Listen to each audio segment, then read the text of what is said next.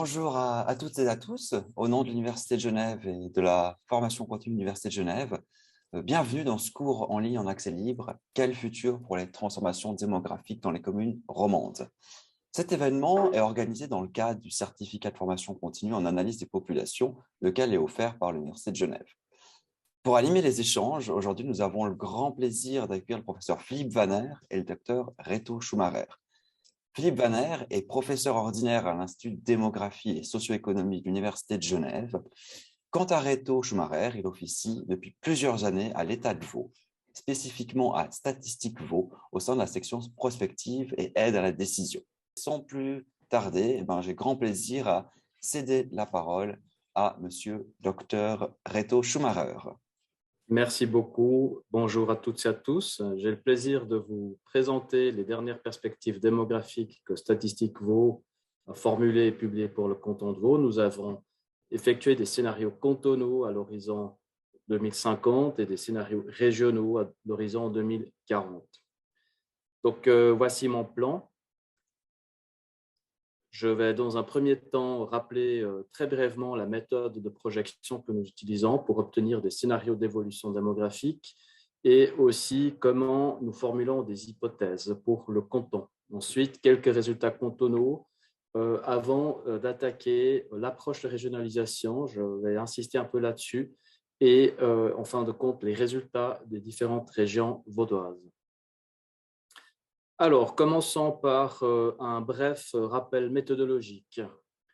Comment est-ce qu'on projette une population? Alors, nos perspectives sont basées sur le principe bien connu des composantes. Il s'agit d'un algorithme itératif. Alors, pour une population à un moment T donné, par exemple pour la population de fin 2021, nous partons du principe qu'elle correspond à la population de l'année précédente, fin 2020, plus les naissances de l'année, moins les décès, plus les arrivées, moins les départs. Et puis pour l'année suivante, on procède exactement de la même manière, et cela de manière itérative jusqu'à ce qu'on arrive à la fin de la période de projection, ici en l'occurrence l'année 2050. Nous effectuons ce principe selon l'âge, selon le sexe et dans notre cas aussi selon l'origine, puisque nous distinguons les Vaudois de nationalité suisse et les Vaudois et les Vaudoises de nationalité étrangère. Puisque nous ne connaissons pas les naissances et les décès, les arrivées et les départs du futur, nous sommes obligés de formuler des hypothèses de fécondité pour les naissances, des hypothèses de mortalité pour les décès et des hypothèses migratoires pour les arrivées et les départs, ou si vous voulez, pour le solde migratoire qui correspond à la différence entre arrivée et départ. Voilà. Alors, quant à la formulation des hypothèses, comment est-ce qu'on procède? Alors, tout d'abord, nous observons l'évolution du passé, nous faisons une analyse méticuleuse, nous essayons de détecter d'éventuelles tendances lourdes qu'on pourrait essayer de projeter. Nous consultons des experts, que ce soit à l'intérieur ou à l'extérieur de l'administration vaudoise. Nous avons mené environ une dizaine d'entretiens. Et puis, nous avons, pour la première fois en 2021, essayé de réfléchir par rapport aux facteurs qui pourront influencer l'évolution démographique future. Alors, vous avez ici une série de réflexions qui s'appliquent à l'évolution des flux migratoires, par exemple la retraite des baby-boomers et le remplacement sur le marché du travail, mais dans une Europe vieillissante, où les conséquences positives ou négatives en termes d'emploi, par exemple, et en termes de migration, de la transition numérique, ou encore la politique européenne et migratoire de la Suisse. Alors, regardons brièvement les hypothèses que nous avons formulées pour le canton de Vaud. D'abord, les hypothèses migratoires, on en a formulé toute une série, mais on peut les résumer pour ne montrer que le solde migratoire total. Alors, vous avez ici en ligne noire l'évolution entre 1950 et 2020. On voit que le solde migratoire était particulièrement important ces 20 dernières années, pendant la période 2001-2020. Plus de 7 000 personnes en moyenne annuelle.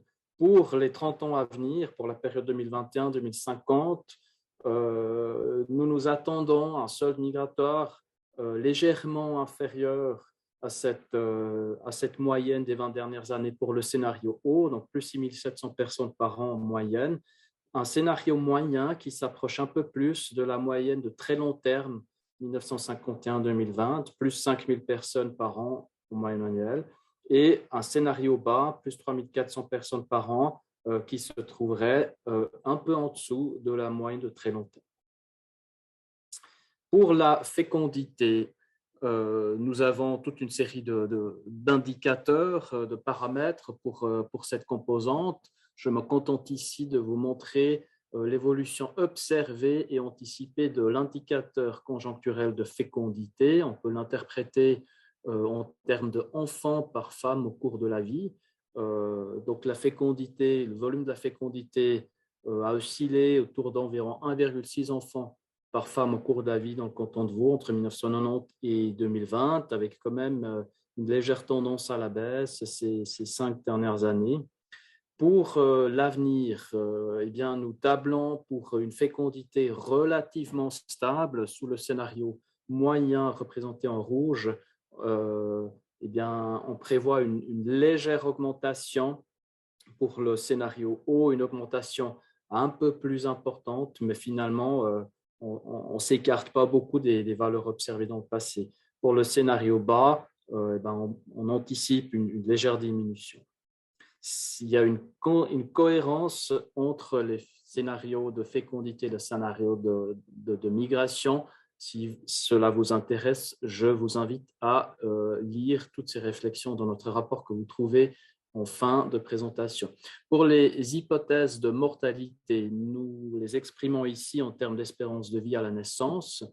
Vous voyez à gauche du graphique l'évolution très importante qu'a connue la longévité des Vaudoises et des Vaudois, plus 5 ans en 30 ans pour les femmes, plus 7,5 ans en 30 ans pour les hommes. Pour l'avenir, nous anticipons une poursuite de l'accroissement de la durée de vie. Par contre, une hausse ralentie, puisque l'espérance de vie des femmes évoluerait entre plus 2 et plus 3,7 ans d'ici 2050 et celle des hommes entre plus 3 et plus 5 environ pour la période 2021-2050. Alors, passons aux résultats principaux que nous avons trouvés pour le canton de Vaud. Tout d'abord, la population totale, c'est l'indicateur de base. Vous voyez sur ce graphique, donc en noir, l'évolution observée entre 1990 et 2020, et en différentes couleurs, l'évolution relative aux différents scénarios formulés d'ici 2050. Donc, une augmentation importante de la population vaudoise ces 20 dernières années, notamment sous l'effet de la forte immigration qui peut être en lien avec l'ouverture par rapport à l'immigration européenne. À l'avenir, on anticipe une poursuite de la croissance, mais une croissance quelque peu ralentie.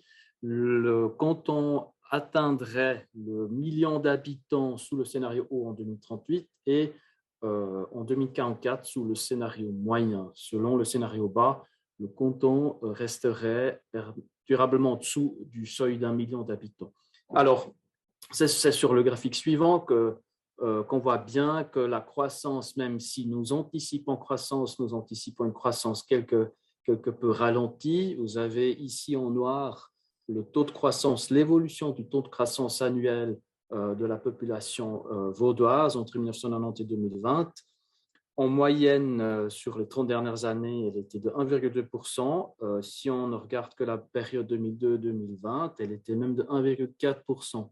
Alors, aucun de nos 3 scénarios prévoit une croissance aussi forte. Elle serait légèrement en dessous de la moyenne des 30 dernières années sous le scénario haut et elle ne serait qu'à moitié en moyenne annuelle sous le scénario bas, en moitié par rapport aux 30 dernières années. Alors, regardons encore brièvement l'évolution de 4 groupes d'âge principaux. D'abord les jeunes de 0 à 19 ans. un effectif qui a progressé d'environ plus 50 000 personnes entre 1990 et 2020. Cet effectif progresserait, en tout cas sous le scénario haut et sous le scénario moyen. C'est seulement sous le scénario haut que la progression serait comparable aux 30 dernières années. Quand même un certain ralentissement sous le scénario moyen et une quasi-stagnation selon le scénario bas. Les personnes d'âge actif de 20 à 64 ans, pour cette catégorie d'âge, on prévoit une progression nettement plus lente par rapport à celle que le canton a connue ces 20 dernières années. On voit bien la courbe noire, comment elle a augmenté, comment la croissance était forte. Presque plus 150 000 personnes ces 30 dernières années. Aucun de nos 3 scénarios prévoit une croissance aussi importante pour la population d'âge actif pour les 30 prochaines années. Maintenant, les seniors d'abord du 3e âge, de 65 à 79 ans, un groupe d'âge dont l'effectif a commencé à s'accélérer en 2005. Nous sommes quasiment sûrs qu'on observera une deuxième accélération à partir de 2025. Ces accélérations sont dues aux générations du baby boom. Il y a une animation à enclencher. Merci beaucoup. Donc, en 2005, à partir de 2005, ce sont les générations de la première vague du baby boom qui ont commencé à atteindre l'âge de la retraite. Et par rapport aux générations de la seconde vague du baby boom, qui en termes d'effectifs étaient bien plus importantes que la première vague, eh bien, ces générations vont commencer à passer à l'âge de la retraite à partir de 2025, ce qui expliquera une forte accélération de l'effectif. Et on voit exactement les mêmes phénomènes pour les seniors du 4e âge, avec un décalage de 15 ans. C'est maintenant que nous commençons à voir une forte accélération des personnes de 80 ans et plus, les générations de la première vague du baby boom, et environ vers 2040, les générations de la seconde vague du baby boom vont commencer à atteindre leurs 80 ans. Donc, on doit s'attendre à une très forte progression des personnes âgées dans le canton, mais comme dans la plupart des cantons suisses, ou je dirais dans tous les cantons suisses et dans la quasi-totalité des pays européens. Alors, comment est-ce que nous avons régionalisé? Si j'ai bien compris, le focus est mis pour ces présentations sur les développements régionaux, voire communaux. Alors, nous avons bien sûr formulé des scénarios régionaux d'évolution démographique pour le canton de Vaud et ses régions. Nous avons opté pour la première fois sur un modèle de projection qui tourne directement sur les communes. Même si nous ne diffusons pas les résultats communaux pour des questions de fiabilité. En 2020, lorsque nous avons développé le modèle, on distinguait encore 309 communes dans le canton, dans une bonne centaine avec des effectifs très faibles. Il est difficile d'obtenir des résultats fiables pour des communes de petite taille. Donc, nous ne diffusons pas nos résultats communaux, mais nous les utilisons pour regrouper ces résultats, pour présenter des découpages régionaux différents. Alors, nous tenons compte dans ce modèle communal des différences communales de fécondité de mortalité, tout en les anéantissant un peu et tout en faisant l'hypothèse que les différences vont diminuer au fur et à mesure qu'on progresse dans le temps. Pour les migrations, alors nous répartissons les flux migratoires donc les flux migratoires formulés pour les 3 scénarios démographiques cantonaux, nous les répartissons selon l'évolution récente. Mais nous ne nous arrêtons pas là, puisque nous devons tenir compte de mesures de restriction d'évolution démographique définies dans le plan directeur cantonal. Nous avons travaillé étroitement avec les aménagistes de l'administration vaudoise dont l'un des produits phares est justement ce plan directeur cantonal. De quoi s'agit-il? C'est l'instrument principal pour... on peut rester encore une demi-seconde sur la slide précédente, merci beaucoup. C'est l'instrument principal pour piloter le développement territorial du canton. Et on peut même dire qu'il s'agit de la mise en œuvre cantonale de la loi fédérale sur l'aménagement du territoire, la LAT, dont l'un des objectifs principaux, je le rappelle, est de lutter contre le mitage du territoire.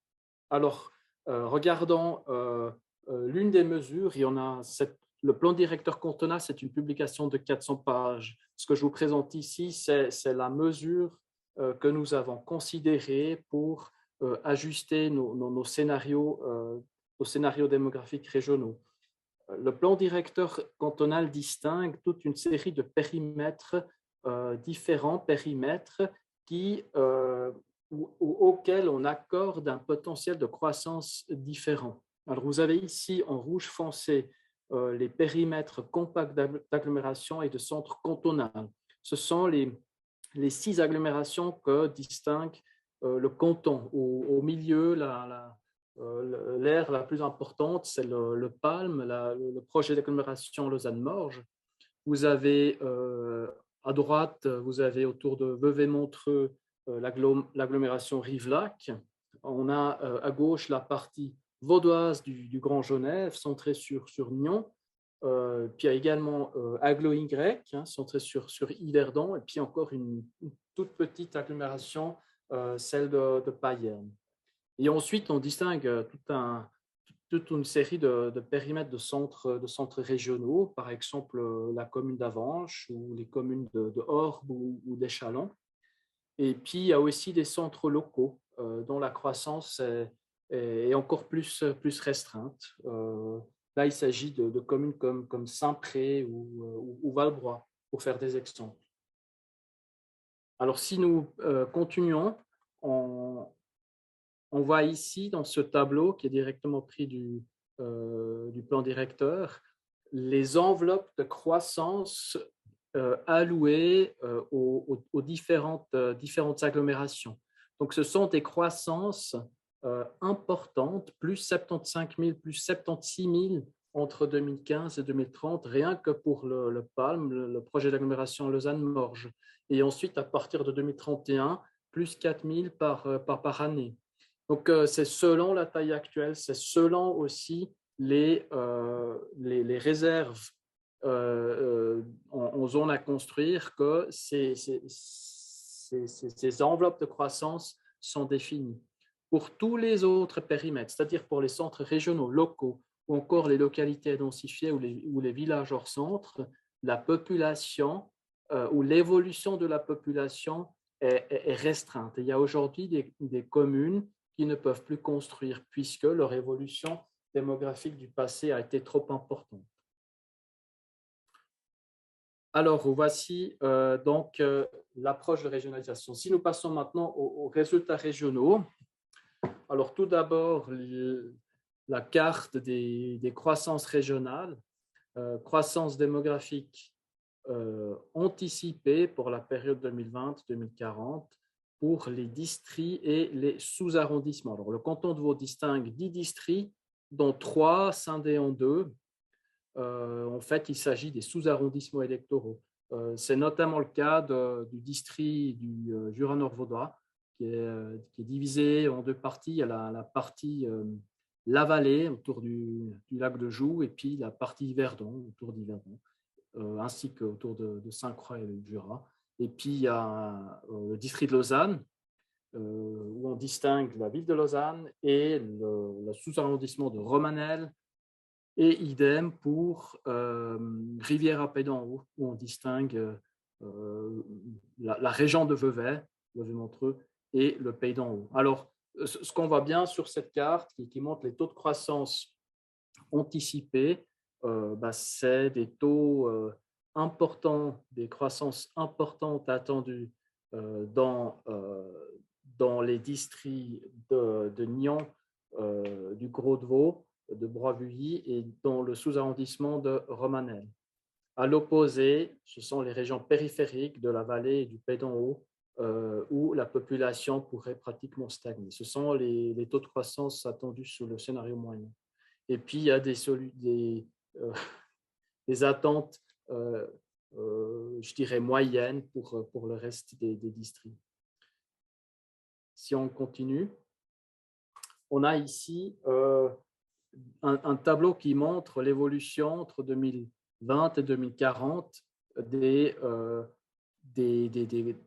trois groupes d'âge. Alors, si nous nous concentrons d'abord sur les cellules marquées en jaune, vous avez ici le pourcentage de la population de 65 ans et plus pour la vallée et pour le pays d'en haut en 2020, supérieur, enfin de 23 et de 24% respectivement. Ce sont les valeurs les plus importantes enregistrées pour le canton.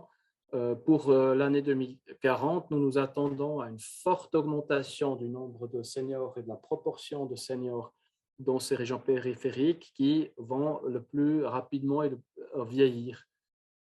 Si nous regardons maintenant les cellules marquées on reste encore sur le tableau, merci. Si nous regardons les cellules marquées en vert, le Gros-de-Vaud et Lausanne-Ville, caractérisés par le pourcentage de seniors le moins important en 2020, alors nous nous attendons à des évolutions différenciées selon le contexte. La ville de Lausanne, pour laquelle on prévoit un peu moins de 18% de seniors en 2040, restera de loin la région la plus jeune, entre guillemets, du canton, ce qui est dû à une rotation importante de la population, un grand nombre de personnes de jeune âge, des jeunes adultes qui arrivent en ville, en partie des étudiants, en partie des personnes qui viennent travailler, une partie assez importante de personnes d'âge moyen qui s'approchent de l'âge auquel on a des enfants qui quittent la ville. Donc, c'est une rotation qui explique pourquoi la ville de Lausanne reste relativement jeune. À l'opposé, le Gros-de-Vaud, qui aujourd'hui compte parmi les régions les plus jeunes, cela s'explique par une très forte intensité de croissance au cours des dernières années, l'arrivée de nombreuses familles avec enfants, ce qui a permis à cette région de se rajeunir. Comme il y a beaucoup de villages de cette région dont la croissance serait très probablement en lien avec les mesures définies dans le plan directeur cantonal inférieure à ce qu'elle n'était dans le passé, eh bien, cette région va davantage vieillir que la ville de Lausanne. Donc, ce sont des dynamiques régionales différentes, différentes dans l'explication du constat actuel et puis différentes aussi dans l'évolution à venir. Et puis, peut-être encore un dernier mot sur les agglomérations. Alors, le titre est venu d'une présentation que nous avons faite devant la presse vaudoise, agglomération vers un retour en force. Alors, vous avez ici la carte des six agglomérations et leur taux de croissance. Lausanne-Morche et Chablais-Agglo resteraient légèrement en dessous de la croissance cantonale, alors que Payerne, c'est une petite agglomération, mais notamment la partie vaudoise du Grand Genève, qui pourrait connaître une évolution très importante, de même que Agglo-Y autour d'Yverdon et dans une mesure un peu moindre, l'agglomération de Rivelac. Alors, ça veut dire, si on continue, que la baisse du pourcentage de la population vivant en agglomération qu'on observe depuis 4 décennies pourrait, entre autres, sous l'effet des mesures définies dans le plan directeur cantonal, pourrait s'arrêter et on peut même s'attendre à ce que, en tout cas sous le scénario haut et sous le scénario moyen, le pourcentage de la population vivant en agglomération connaîtra un léger rebond. Donc, les agglomérations pourront sortir renforcées de l'évolution des 20 prochaines années. Alors, moi, j'ai terminé pour ma partie. Vous avez ici les liens de nos publications, un rapport d'environ 100 pages avec beaucoup de tableaux et de nombreuses pages dédiées à notre réflexion prospective Et puis, j'ai également mis en lien le site du plan directeur cantonal qui permet de télécharger le grand document ainsi qu'un grand nombre de cartes. Merci beaucoup. Merci beaucoup, Reto Schumacher. Sans plus tarder, on donne donc directement la parole à Philippe Vanner. On voit que ces évolutions, finalement, posent avec saillance la question de la prospective, un art difficile selon Philippe Vanner. À vous la parole. Alors, merci beaucoup. Peut-être je commence par expliquer un petit peu le contexte de ce cours public. Nous avons une réflexion qui est continue sur les évolutions démographiques et il nous semblait intéressant de descendre cette réflexion à l'échelle des petits groupes, que ce soit par exemple de sous-populations définies par certains critères comme l'âge, le sexe ou la nationalité, ou alors défini par le critère géographique. Et ce que fait l'équipe de Statistiques Vaud, eh bien, c'est une approche qui est relativement intéressante dans la mesure où ils essayent de comprendre l'évolution démographique dans un objectif de planification, comme vous l'avez compris. Ce travail, il n'est pas forcément facile. On a des expériences passées que l'on peut confronter avec la réalité, et je l'explique ici en reprenant quelques images qui illustraient une étude qui avait été faite au début des années 1900. On avait demandé au Royaume-Uni à quelques experts prospectivistes d'imaginer le monde en 2000. Alors oui, ils ont imaginé les mobile homes qui se déplacent, la mécanisation de l'agriculture, éventuellement l'usage de drones pour la remise du courrier. Mais derrière ces grandes évolutions technologiques, on s'aperçoit que les détails restent peut-être pas forcément bien précis. Alors, en ce qui concerne la démographie, c'est un petit peu plus simple parce qu'on a un certain nombre d'éléments sur lesquels s'appuyer. Et c'est là que si on reprend et si on essaie de contextualiser avec les données qui ont été présentées par Reto Schumacher, eh bien, si on reprend des travaux d'autres cantons, on peut passer peut-être à la slide suivante, voilà, eh bien, on a des tendances qui sont relativement bien marquées, en tout cas jusqu'en 2040 ou en 2050, avec, à l'échelle des cantons romans, eh bien, une croissance démographique qui va probablement s'observer, compte tenu des connaissances que l'on a aujourd'hui. Elle sera un petit peu plus forte dans le canton de Vaud et dans le canton de Genève qu'à Fribourg, en Valais, au Jura ou à Neuchâtel. Mais encore une fois, on est dans une situation qui est relativement flexible dans le sens où il y a une certaine incertitude par rapport à ces évolutions. Si on passe à la slide suivante, peut-être, si on veut essayer de mieux comprendre non seulement les tendances, mais les conséquences, eh bien, peut-être qu'il est important de relever un certain nombre de contextes qui sont en mutation.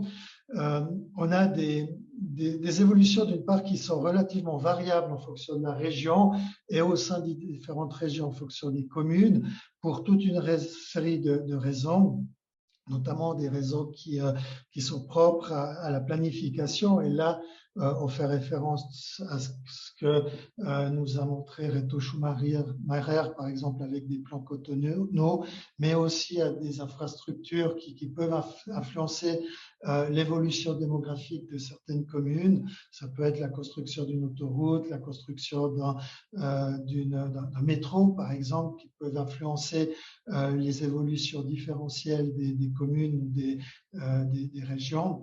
Et puis, il y a aussi des aspects qui sont peut-être plus personnels, qui sont plus difficiles à définir, comme par exemple toute cette question du retour éventuel au milieu urbain ou rural. On parle par exemple du télétravail, on parle aujourd'hui du prix de l'énergie et de l'essence qui peuvent influencer éventuellement notre réflexion sur le lieu de vie. On parle aussi du Covid, bien entendu, qui a aussi incité un certain nombre de personnes à choisir des logements lorsqu'ils avaient la possibilité, des logements qui étaient un petit peu plus grands, un petit peu plus agréables Donc, il y a tous ces facteurs qui ne sont pas forcément connus. Et puis, il y a des mutations économiques où chaque région, chaque commune peut avoir des évolutions différentes. Il y a une spécialisation accrue du marché du travail qui s'observe avec des gagnants et des perdants en termes d'entreprise, en termes de localité. Il y a aussi un élément qui a été mis en place ou mis en perspective par le projet Genève 2050 qui a eu lieu il y a quelques années en arrière, c'est l'éventuel retour à une économie locale plutôt que globale qui pourrait avoir aussi des conséquences sur le développement de l'économie régionale. Et puis, il y a des incertitudes, bien entendu, dans notre période qui peuvent aussi influencer par le biais des flux migratoires, notamment internationaux, l'évolution de la population et de la croissance dans les communes. Et puis, il y a des changements structurels qui s'observent, notamment sur le marché du logement. Une société qui est aussi de plus en plus multiculturelle, avec peut-être des besoins en logement qui sont différents, une transition énergétique et un vieillissement qui s'observe à la fois dans les communes urbaines, mais aussi dans les périphéries. Donc, par rapport à cela, qu'est-ce que le démographe peut dire?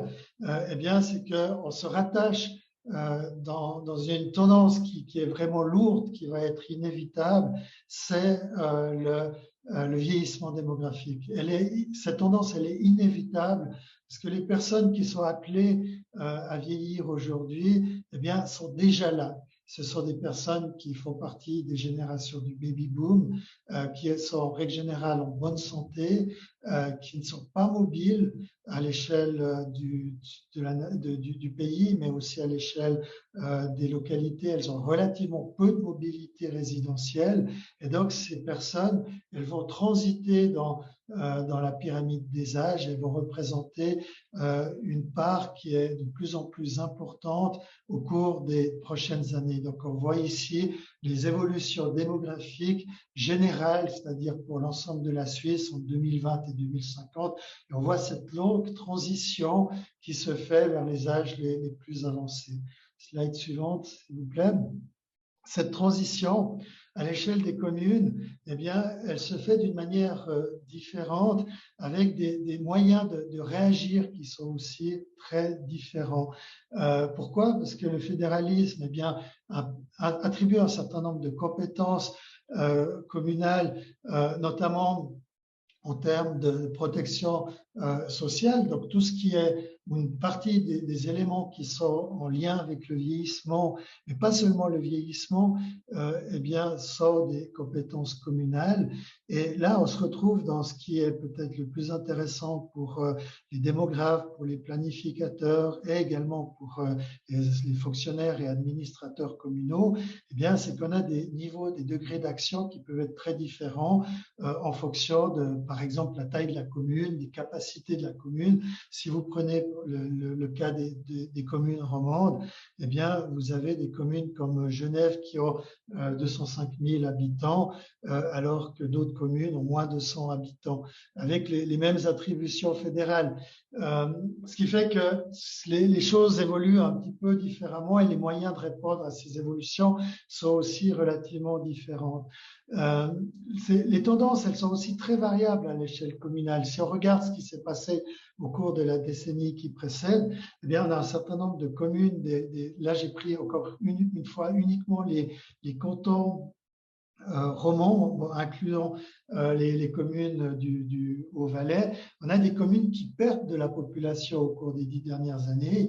Et puis, on a d'autres communes comme Roche, dans le canton de Vaud, ou Béton, dans le Gros-de-Vaud, eh bien, qui ont pratiquement multiplié par 2 leur population, avec une multiplication qui se traduit également par un changement dans la structure socio-économique de ces communes périphériques. Donc, on a des évolutions différentes. Et puis, aujourd'hui, on a déjà des proportions. Par exemple, si je prends un simple indicateur qui est celui de la population âgée de 80 ans et plus, donc la population éventuellement nécessitant des besoins suite à une perte d'indépendance fonctionnelle, eh bien, on a certaines communes comme Révreux entre Genève et Lausanne, comme Béton de nouveau, qui ne comptent qu'1% de population âgée de 80 ans et plus, tandis que ces proportions sont 10 fois plus élevées dans certaines communes jurassiennes.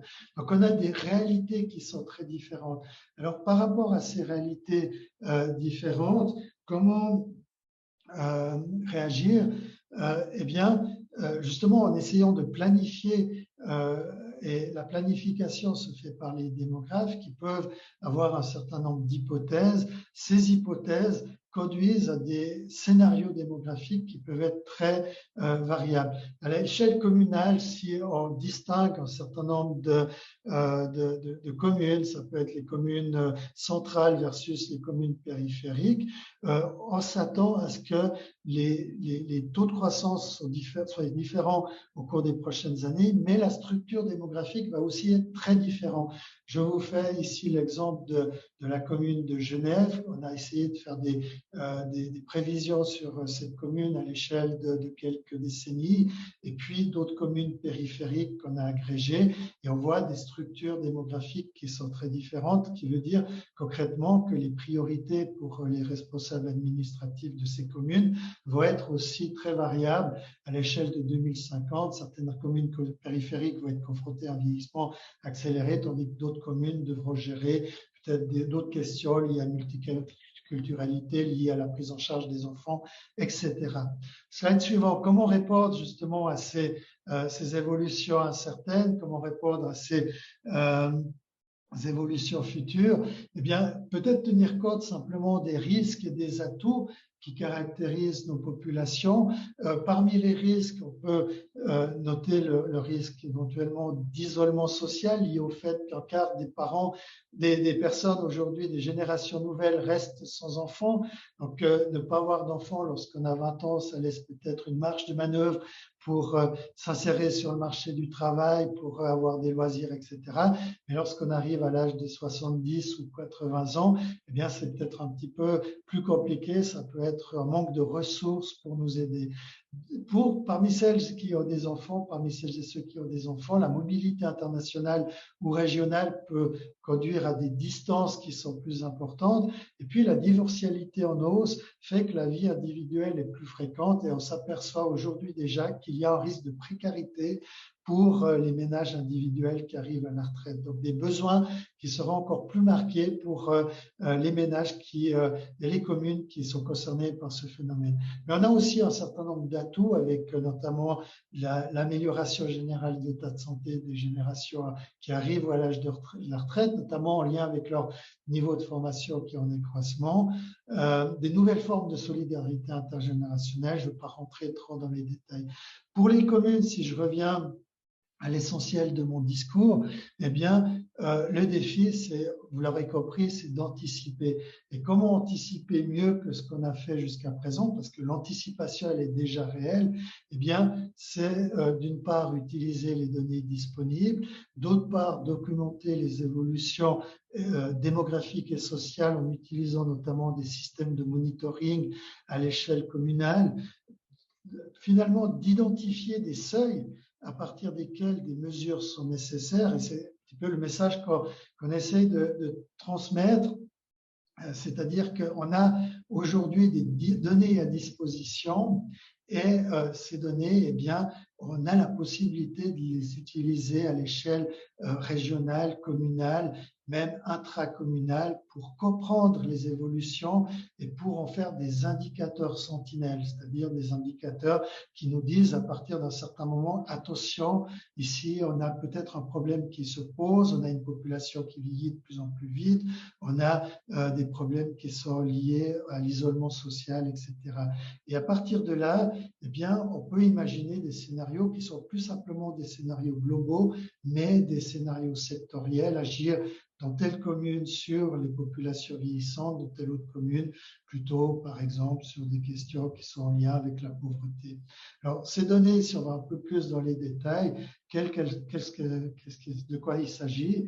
Eh bien, on a aujourd'hui la chance d'avoir des données administratives de plus en plus nombreuses. Ça peut être des registres de population, ça peut être des données fiscales, ça peut être des registres des bâtiments et logements. On a une loi sur l'utilisation des statistiques qui permet aux communes d'utiliser ces données à des fins statistiques. On est aujourd'hui dans une période où on a beaucoup de possibilités d'analyser des données d'enquête, mais aussi de faire des enquêtes online, par exemple, qui sont des enquêtes qui coûtent relativement peu cher pour identifier les besoins, par exemple, de notre population âgée. Et puis, on a aussi pour certaines applications, notamment en termes de mobilité, en termes de consommation des ménages ou de réseaux familiaux, on a aussi toute une série d'informations sur les big data. Donc, l'idée derrière la démarche démographique aujourd'hui, c'est peut-être de garder, conserver ces approches qui ont été proposées par Reto Schumacher pour essayer de comprendre comment va évoluer la société aujourd'hui, mais également de s'approprier en tant que localité, que commune, que responsable de services, ça peut être des services sociaux ou d'autres services, de s'approprier des données qui sont aujourd'hui disponibles pour essayer de planifier. Voilà, j'en ai plus ou moins terminé. Peut-être juste en conclusion quelques rappels. Donc, il y a une incertitude concernant le futur. Il y a des tendances démographiques qui sont lourdes, qui sont des défis. Ce sont des tendances qui ne doivent pas forcément nous faire peur, parce que le vieillissement démographique, c'est quelque chose de plutôt positif. Elles ne sont jamais expérimentées jusqu'à ce jour, ces tendances. Elles nécessitent d'anticiper, donc en utilisant les outils qui sont disponibles. Bien, merci beaucoup, professeur Vanner, pour cette présentation. Et j'en viens donc à la partie questions-réponses. Donc, n'hésitez absolument pas à les poser via le chat encore maintenant. Et peut-être une première question pour vous, Reto Schumacher. Dans votre présentation, vous présentiez un solde migratoire en légère diminution. Est-ce que ces prévisions prennent compte de facteurs, notamment, par exemple, en lien avec le dérèglement climatique et pour être encore plus, on va dire, ancré dans l'actualité triste de ces dernières semaines, des migrations dues à des zones de conflit? Merci pour ces questions. Alors, tout d'abord, nous avons défini des scénarios migratoires divers, dans le scénario haut qui resterait relativement proche des niveaux des dernières années. Alors, nous avons discuté ces facteurs de dérèglement climatique, de migration climatique. Nous pensons qu'à l'échelle vaudoise, en tout cas, leurs effets resteraient relativement faibles. Il faut bien comprendre que jusque-là, les migrations climatiques restent relativement confinées à l'échelle locale, voire régionale.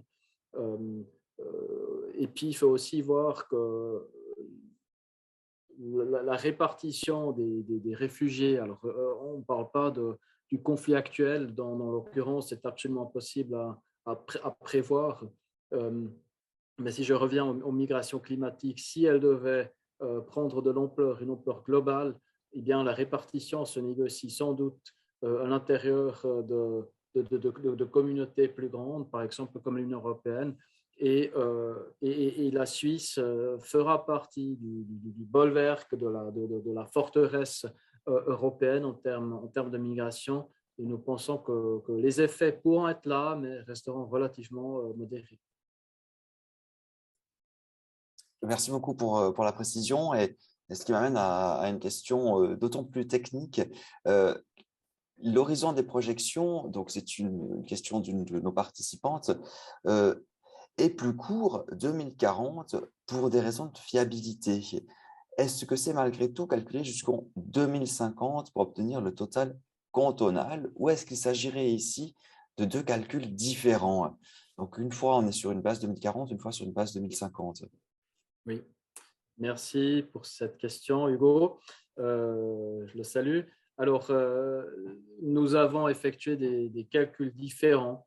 Effectivement, nous avons un modèle communal qui tourne de manière indépendante du modèle cantonal, mais la cohérence entre les résultats, entre la somme des résultats communaux et les résultats cantonaux sont assurés de manière itérative par des processus d'ajustement. Alors, pourquoi est-ce que nous nous sommes arrêtés en 2040 pour la partie régionale, communale régionale? Alors, effectivement, il y a la fiabilité qui entre en jeu.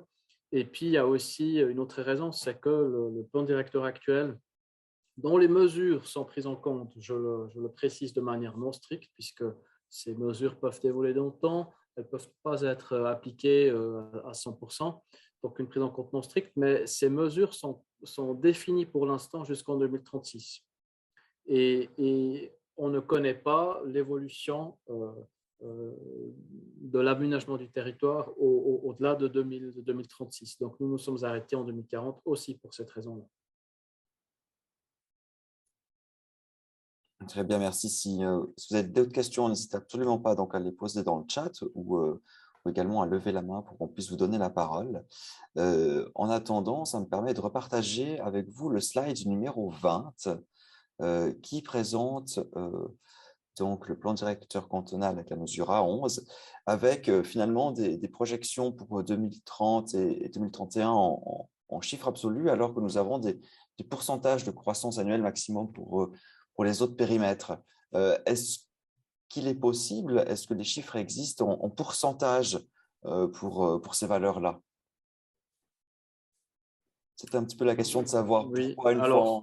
Alors, ce ne sont pas des projections, ce sont des enveloppes de croissance allouées pour les 6 agglomérations. Donc, l'évolution démographique de Lausanne-Morges ne devrait pas dépasser, l'évolution entre 2015 et 2030 ne devrait pas dépasser les 76 000 habitants. Alors, c'est approximatif parce qu'il y a aussi des mesures de densification qui peuvent entrer en jeu, mais ce sont des enveloppes allouées. Donc, ça peut être moins, ça ne peut pas être forcément plus. Mais selon nos projections, ce sera moins. Et puis, à partir de 2031, ce serait un rythme un peu ralenti. Alors que pour les centres régionaux ou locaux ou les périmètres de localités densifiées, ce sont des rythmes de croissance annuels qui sont définis. Mais donc, l'idée n'est pas de distribuer la croissance selon les régions, selon les communes. L'idée, c'est vraiment ici de concentrer la croissance dans les centres plutôt que dans les villages hors centre. Pour ce qui est de nos résultats, les évolutions annuelles sont disponibles dans le rapport et sur notre site. Merci beaucoup, Reto Schumacher. Ce cours en ligne a été organisé dans le cadre du certificat de formation continue, CAS, en analyse des populations, qui est dirigé par le professeur Vanner et qui permet justement d'acquérir des compétences et de fournir des outils pour mesurer les changements sociaux qui sont à venir finalement et qui sont à même de prendre en compte des évolutions démographiques telles que les pandémies, les baisses de natalité, multiculturalisme et j'en passe. Les inscriptions pour ce certificat de formation continue sont toujours ouvertes et si vous avez des questions, n'hésitez absolument pas à prendre contact avec le professeur Philippe Vanner qui pourra vous en dire davantage. Pas d'autres questions, donc merci encore énormément et au plaisir d'une prochaine rencontre.